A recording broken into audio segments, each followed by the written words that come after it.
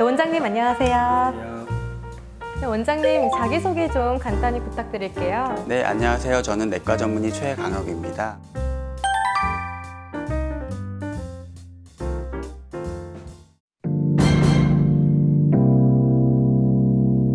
네, 원장님 오늘 저희가 알아볼 질환이 바로 위축성 위염인데요. 어떤 질환인가요? 위 점막의 염증이 지속되면 위 점막이 얇아집니다. 이것을 위축이라고 하고 위축이 위 전체에 있으면 위축성 위염이라고 합니다. 위축성 위염이 있다고 특별히 기능적인 문제가 있지는 않습니다. 하지만 위축성 위염이 있으면 정상인에 비해서 위암 발생률이 6배 이상 증가하기 때문에 꼭 정기적인 내시경 검사가 필요합니다. 상피세포가 얇아진다는 건 표면이 얇아지는 거잖아요. 우리 몸에 좀 영향을 미칠 것 같은데 어떤가요? 네, 위 점막의 상피세포는 위액을 만드는 역할을 합니다.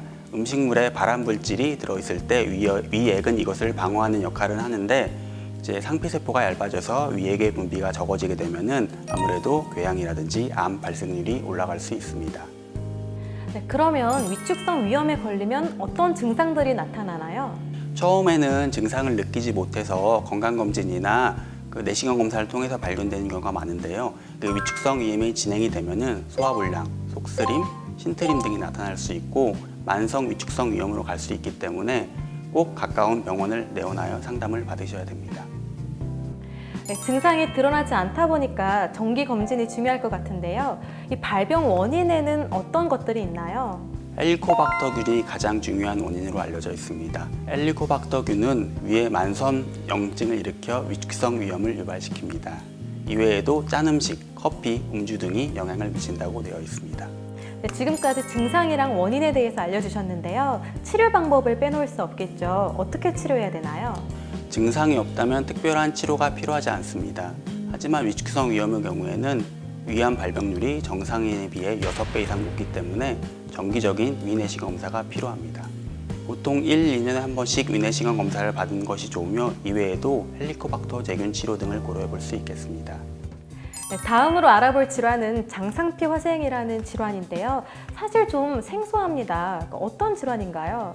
위 점막에 염증이 있게 되면 위 점막 세포가 손상되어 파괴가 됩니다. 이것은 다시 위 점막 세포로 재생이 되는 것이 아니라 소장세포, 대장세포로 재생이 되게 됩니다. 위 상피세포가 장상피세포로 바뀌었다는 의미로 장상피 화생이라고 하게 됩니다.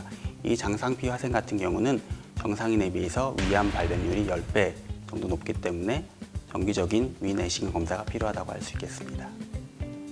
상피세포가 자라야 할 곳에 다른 상피세포가 자라면 위험할 것 같은데요. 이 장상피 화생 같은 경우 대표적인 증상은 어떤 게 있을까요? 위축성 위염과 마찬가지로 소화불량, 복부 팽만, 속쓰림 등이 나타날 수 있습니다.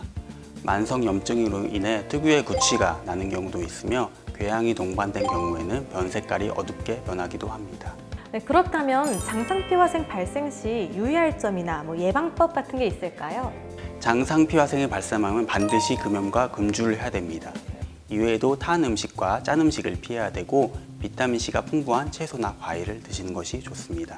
하지만 가장 중요한 것은 위 내시경을 정기적으로 받는 것입니다. 그 외에도 헬리코박터 제균 치료를 의사와 상담하여 제균 치료를 시행하는 것이 좋습니다.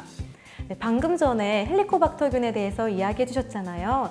아마 많은 분들이 그 균에 대해서 알고는 있을 것 같은데 어떻게 치료해야 되는지, 제균 치료가 뭔지 좀 모를 것 같거든요. 어떻게 치료를 할 수 있나요? 헬리코박터 제균 치료는 약물 치료로 충분합니다. 항생제와 특정한 약제 조합을 1주에서 2주일 정도 꾸준히 드시면 제균 치료가 됩니다. 성공률은 80% 정도로 되어 있고 제균 됐는지 안 됐는지 확인 여부는 내시경을 다시 하시는 것이 아니라 요소 호기 검사를 통해서 진행을 하게 됩니다. 그렇다면 평생 먹는 게 아니라 먹고 나서 바로 좋아질 수도 있는 거네요? 맞습니다. 헬리코박터 제균 치료는 1에서 2주만 투자하시면 헬리코박터의 위험에서 평생 벗어나실 수 있기 때문에 꼭 제균하는 것을 추천드립니다. 사실 위축성 내염은 계속 재발하잖아요. 근데 헬리코박터는 재발 안 하나요? 네, 제균 치료만 제대로 하시면 이제 성인에서는 이제 면역력이 충분하기 때문에 재감염은 되지 않는 걸로 되어 있습니다. 네, 다음으로는 고혈압에 대해서 알아보려고 합니다. 이 고혈압은 많은 분들이 사실 알고 있는 질환이지만 구체적으로 어떤 질환인지는 사실 잘 모르는 분들이 많더라고요. 어떤 질환인가요? 심장이 혈액을 영양분을 온몸으로 이제 구석구석 보내기 위해서 펌프질을 하게 되는데 혈액이 혈관벽에 미치는 압력을 혈압이라고 합니다. 고혈압이란 수축기 140, 이완기 90을 기준으로 이보다 높으면 고혈압이라고 합니다. 네, 고혈압 환자가 적절한 치료를 받지 않으면은 우리나라에서 흔한 사망 원인인 뇌졸중이나 심근경색이 발생할 가능성이 높습니다. 이외에도 뇌혈관 질환, 심장혈관 질환, 콩팥혈관 질환, 몸에 혈관이 많은 장기들의 합병증이 발생할 수 있습니다.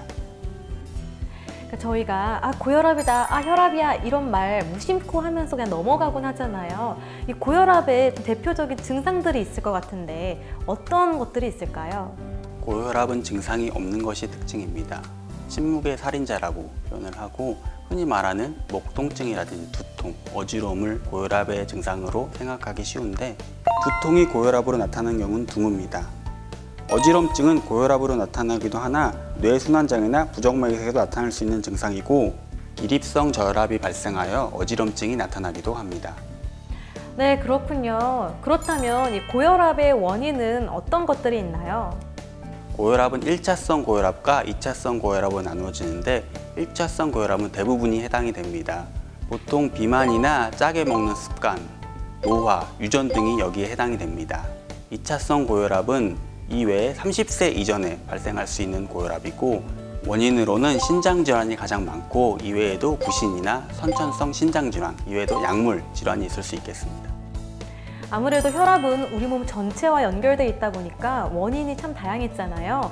치료 방법도 좀 여러 가지일 것 같은데 어떤 것들이 있을까요? 네, 고혈압의 치료에는 약물요법과 비약물요법이 있습니다. 약물요법은 그 경증 환자의 경우에는 일단은 치료가 필요하지 안 필요한지 판단을 하는 것이 중요하고 세심한 검사가 필요합니다. 경증 환자의 경우는 식이 개선을 필요한 생활습관 교정을 먼저 진행하고 심한 고혈압이나 진행이 빠른 경우에는 처음부터 적극적인 약물 치료를 시행하게 됩니다. 이외에 식사요법은 기름진 음식을 줄이고 단백질 식품을 충분히 섭취합니다. 녹황색 채소와 과일과 같이 칼륨이 풍부한 식품을 충분히 섭취합니다. 음식을 만들 때는 싱겁게 조리하시고 짠맛 대신 신맛, 단맛을 이용하여 조리하시면 좋습니다. 운동요법은 자신의 체력 수준에 따라 걷기, 수영, 자전거, 에어로빅 등을 하루 30분 이상, 일주일에 3~5회 이상 운동하는 것이 좋습니다. 약물요법은 반드시 의사와 상의해야 되며 혈압의 1차적인 강화 목표는 140에 90입니다.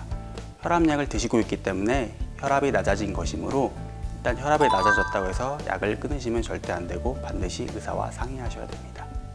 사실 병에 걸리지 않는 게 가장 좋긴 한데 걸렸을 때는 예방법이나 굉장히 중요할 것 같아요. 예방법이 좀 있을까요? 평소 생활습관 교정을 통해 고혈압을 예방할 수 있습니다. 첫 번째로 표준 체중을 유지해야 됩니다. 표준 체중의 20%가 넘지 않도록 하고 BMI는 20에서 24 사이를 유지해야 됩니다. 두 번째는 운동입니다. 유산소 운동을 수영, 체조, 에어로빅 같은 본인에게 맞는 유산소 운동을 일주일에 3~4번, 한 번 하실 때마다 30~40분 이상 하시는 것이 좋습니다. 셋째, 포화지방산과 지방 섭취를 줄이고 채소, 저지방, 유제품의 섭취를 늘립니다. 하루 6g 이하의 염분을 섭취하는 것이 좋습니다. 넷째로 절주 및 금연입니다. 하루 허용량은 알코올 30g, 맥주 1캔 정도로 제한하여야 하며 여자와 체중이 적은 사람은 이보다 더 줄여야 됩니다. 마지막으로 명상, 요가, 단전호흡을 통해 심리적인 안정을 찾고 운동 등을 통해 심리적인 스트레스를 줄이면 더 좋습니다. 네, 오늘은 내과성 질환의 대표적인 증상들이라고 할 수 있는 위축성 위염, 장상피화생 그리고 고혈압에 대해서 알아봤습니다. 소중한 말씀 감사합니다.